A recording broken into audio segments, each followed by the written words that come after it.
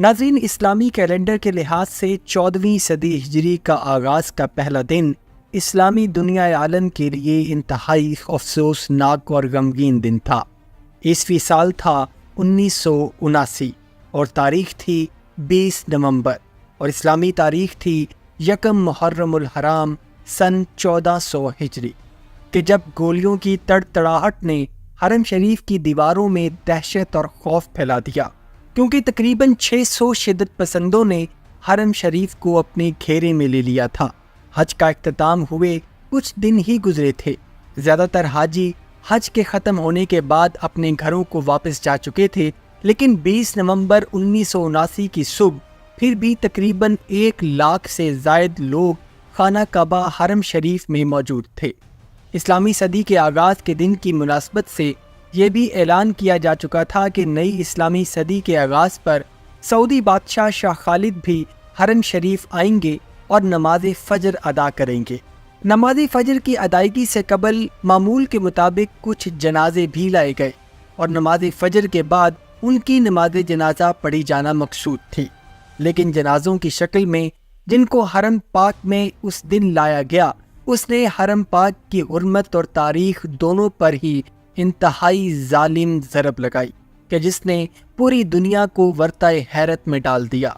اس دن جنازوں کے کفن میں مردے موجود نہیں تھے، بلکہ ان میں چھپا کر اسلحہ حرم شریف میں لایا گیا۔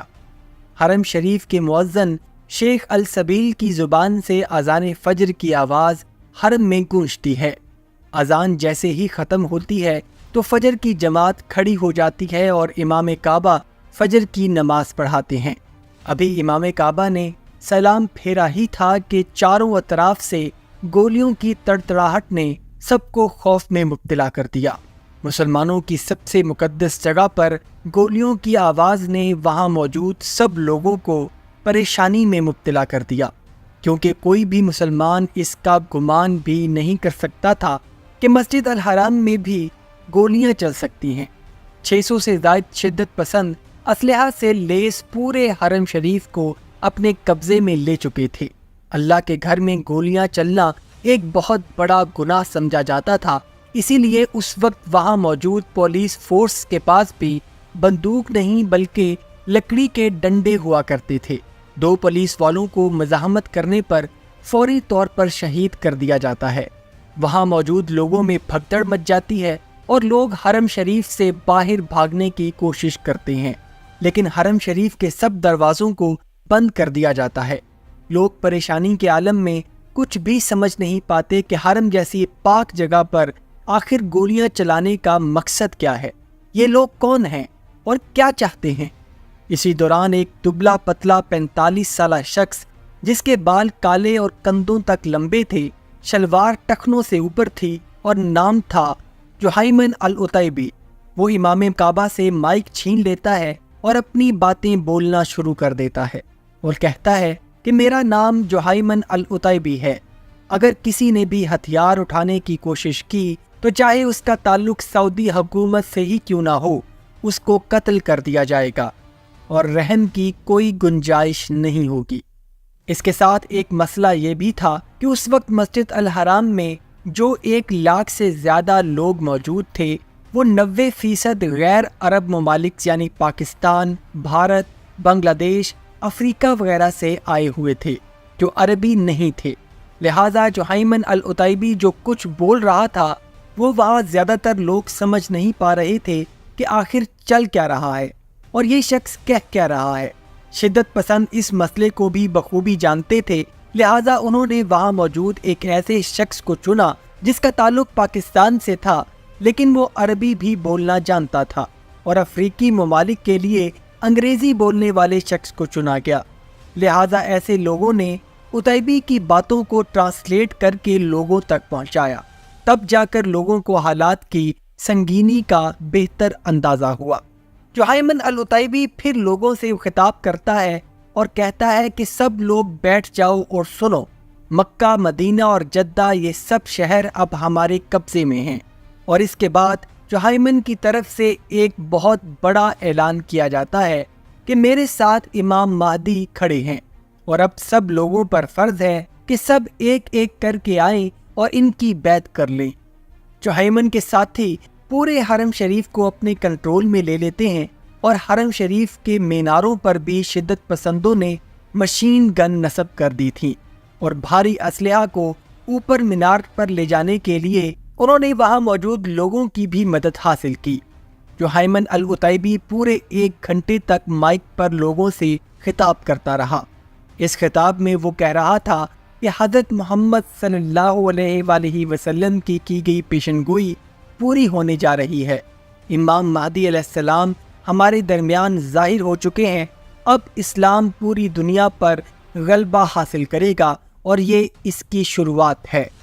ناظرین، امت مسلمہ کا ماننا ہے کہ امام مہدی علیہ السلام کا ظہور اس دنیا کے آخری دور میں ہوگا، جب قیامت کا وقت قریب ہوگا، کہ جب مسلمان زیر تاب ہوں گے اور یہود و نصارہ کے مظالم کی وجہ سے پس چکے ہوں گے۔ پھر امام مہدی علیہ السلام کا ظہور ہوگا جو امت مسلمہ کو دوبارہ اکٹھا کریں گے اور یہود و نصارہ کے خلاف جہاد کریں گے اور اللہ تعالیٰ ان کو فتح سے ہمکنار کرے گا۔ العتیبی 1 گھنٹہ کے خطاب کے بعد مائک بند کر دیتا ہے اور پورے مکہ میں سنسنی پھیل جاتی ہے۔ تمام دکاندار اور ہوٹلز کے مالک سب کچھ بند کر کے بھاگ جاتے ہیں۔ یہ خبر جنگل کی آگ کی طرح پوری دنیا میں پھیل جاتی ہے اور پورے 2 ہفتوں تک چلنے والے اس محاصرے نے اسلامی دنیا کا نقشہ ہی بدل کے رکھ دیا۔ اور ناظرین، ایسا نہیں ہے کہ جہیمن العتیبی نے پہلی بار خانہ کعبہ پر حملہ کیا تھا۔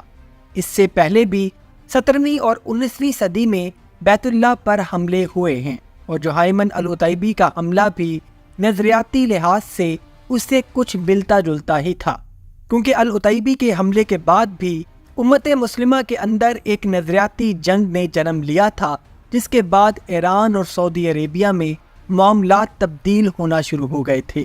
سعودی عربیہ کی فوج نے شدت پسندوں سے حرم کو آزاد کروانے کے لیے اپنی کارروائی کا آغاز کیا۔ کیونکہ حرم شریف کے داخلی راستے مکمل طور پر بند تھے، لہٰذا پیراٹروپرز پیراشوٹس کی مدد سے رات کے وقت حرم شریف میں داخل ہوئے۔ سعودی انتظامیہ نے آپریشن سپورٹ کی خاطر حرم شریف کی بجلی کو بند کر دیا تھا۔ سعودی حکومت نے فرانس کی elite police tactical unit GIGN سے مدد کی اپیل کی، لہٰذا اپیل پر فرانس حکومت نے GIGN کی ایک ایڈوائزری ٹیم اور آپریشنل اکوپمنٹ سعودی عربیہ روانہ کیا۔ اس آپریشنل سپورٹ اکوپمنٹ میں خاص قسم کی ٹیئر گیس اور لیتھل کیمیکلز موجود تھے۔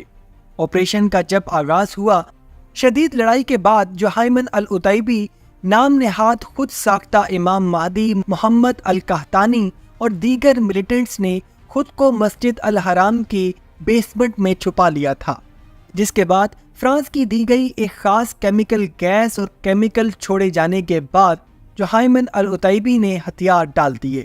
جہیمن العتیبی سیلف کلیمڈ امام مہدی محمد القحطانی سمیت 68 شدت پسندوں کو زندہ گرفتار کر لیا گیا، جس کے بعد سعودی حکومت کی جانب سے سب کا سر قلم کر دیا گیا۔